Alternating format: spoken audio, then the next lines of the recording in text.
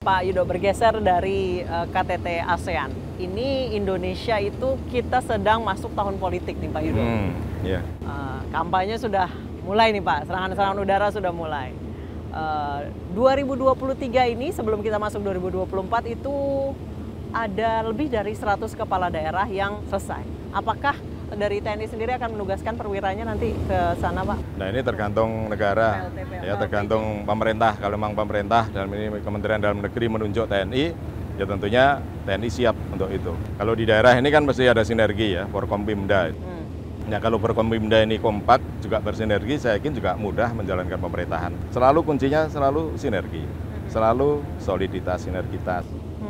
Dan selama ini daerah-daerah yang kompak antara kepala daerah dengan Forkompimda, baik dengan Pangdam, dengan Kapolda, dengan Danrem, Dandim, dan Lantamal, dan Lanal. Kalau ini dijalin sinergitas untuk bersama-sama menjalankan pemerintahan, saya yakin mudah dilaksanakan. Salah satu tantangan memasuki tahun politik adalah netralitas nih Pak. Ya. Nah, yang paling sulit adalah menjaga bagaimana netralitas ketika sudah menyangkut masalah teritorial, kesukuan Pak. Bagaimana caranya untuk menjaga netralitas ini Pak, terutama di level bawah? Kemarin sudah saya sampaikan pada seluruh jajaran TNI, ya baik dari tingkat staf di Mabes maupun di Kota Maops, baik Kodam sejajaran, kemudian Popsud sejajaran, kemudian Warmada sejajaran untuk mendahulukan kepentingan yang lebih besar. Kalau kita menangani hal kecil-kecil berpihak ke sana kemari, nggak selesai-selesai negara ini.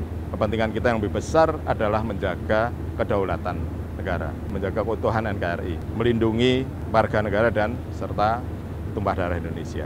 Itu tugas yang paling besar, jangan dilupakan. Nah, kalau ini tadi yang disampaikan membela hal yang kecil-kecil tadi, ya nggak ada artinya kita TNI tidak akan bisa menjalankan tugas pokok ketika mementingkan hal yang kecil-kecil tadi, mementingkan kesukuan, mementingkan mau memenangkan calon A, calon B dan sebagainya. Nggak susah, kita dididik menjadi TNI bukan untuk itu. Baik, kemudian Pak, ini terkait juga dengan politik itu masalah kedaulatan nih Pak. Ancaman dari kedaulatan negara ini tidak hanya dari dalam, perpecahan dari dalam, tapi juga dari luar. Sejauh ini bagaimana TNI menjaga keamanan Laut Natuna Utara nih Pak? Ya. Gimana nih Pak? Ya, kemarin sejak saya jadi Kasal sudah saya buat operasi di sana, operasi siaga tempur. Kenapa saya buat operasi siaga tempur? Karena memang wilayahnya wilayah yang dianggap kerawanannya tinggi. Ya, dari sisi mungkin pelanggaran wilayah, kemudian illegal fishing. Illegal fishing sebenarnya tingkatannya rendah. Ya, pelanggaran wilayah tadi yang sangat rawan. Memang selama ini belum terjadi pelanggaran wilayah. Tapi kemungkinan besar bisa terjadi ketika wilayah itu tidak kita jaga.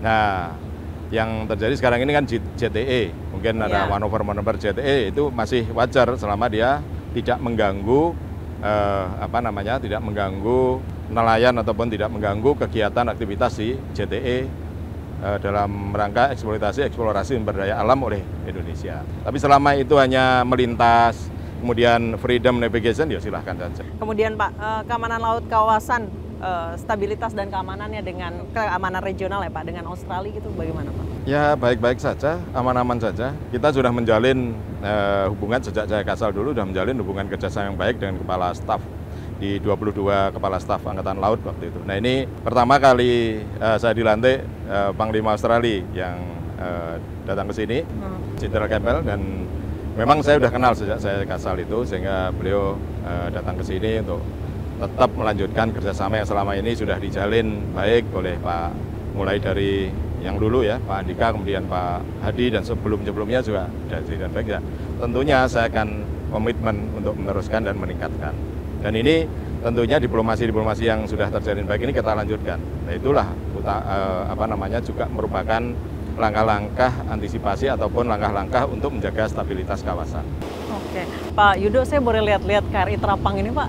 Iya. Kita jalan-jalan dulu boleh Pak? Ya boleh.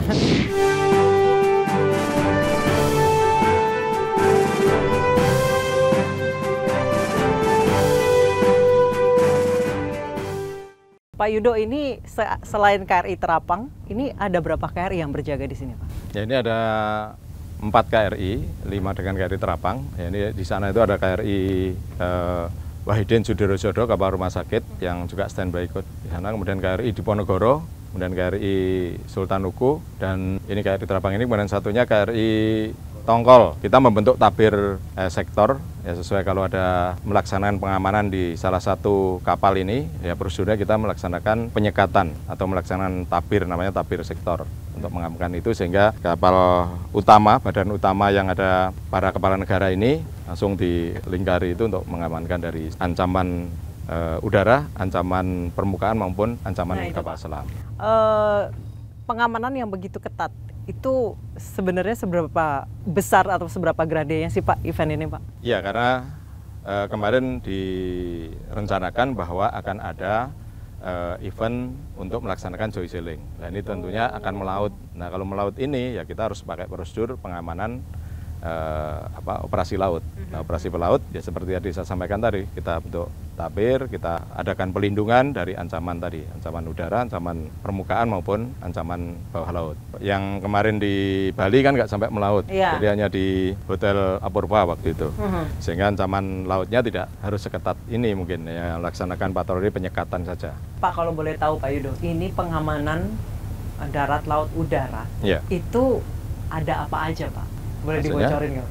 Pengamanannya alutsista yang dikerahkan untuk acara ini apa tadi?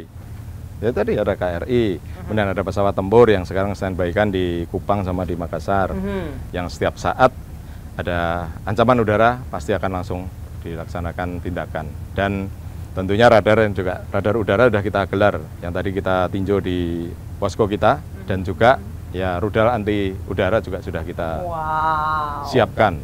Berapa lama Pak persiapan ini? Ya sebulan yang lalu lah kita siapkan, tapi Serpas kan harus pergeseran pasukan pakai kapal itu dari Jakarta ke sini, dari Surabaya ke sini, dari Kupang ke sini, tentunya pakai kapal, ada pakai Hercules, pakai ini, kita siapkan semuanya. Luar biasa. Pak Yudo, saya sebenarnya ada yang ingin saya lihat, tadi kita sudah bahas soal comment center ya Pak ya? Iya. Saya ingin lihat comment center sekaligus kita bincang-bincang yang lebih serius gitu Pak. Yang agak ngeri sedikit soal KKB. Ya, boleh. Boleh nanti kita ke sana Pak? Iya. Pak Yudo, terkait dengan pembebasan Sandra, pilot Susi Air, itu sudah sejauh mana Pak? Sudah bisa menembus sampai mana? Yang kami dengar bahwa lokasi sudah diketahui sebenarnya, cuma untuk masuk ke situ itu yang... Ya selalu saya sampaikan bahwa mari pilot ini